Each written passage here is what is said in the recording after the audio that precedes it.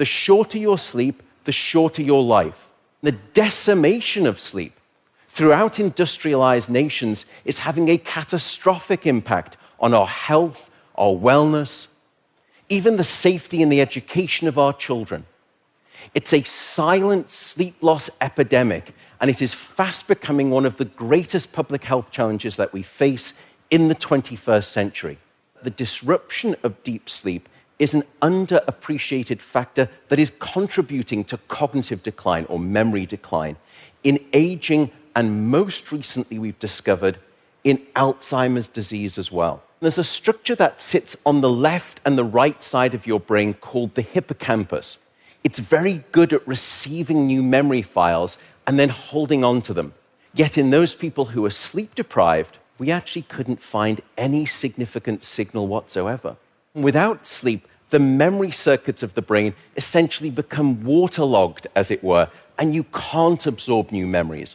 We have since discovered that a lack of sleep will even erode the very fabric of biological life itself, your DNA genetic code. So here in this study, they took a group of healthy adults and they limited them to 6 hours of sleep a night for 1 week.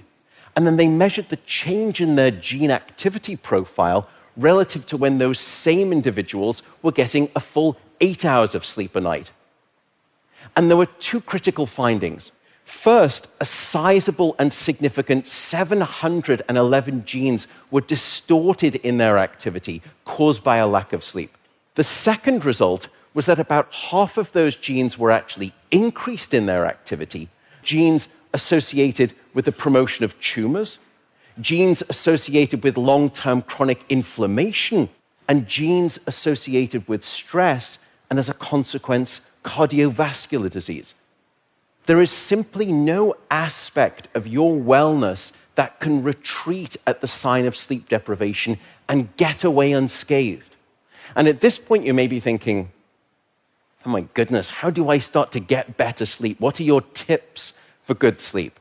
The first is regularity. Go to bed at the same time, wake up at the same time. No matter whether it's the weekday or the weekend, regularity is king, and it will anchor your sleep and improve the quantity and the quality of that sleep. The second is keep it cool. Your body needs to drop its core temperature by about 2 to 3 degrees Fahrenheit to initiate sleep and then to stay asleep. And it's the reason you will always find it easier to fall asleep in a room that's too cold than too hot. So aim for a bedroom temperature of around 65 degrees or about 18 degrees Celsius. That's going to be optimal for the sleep of most people.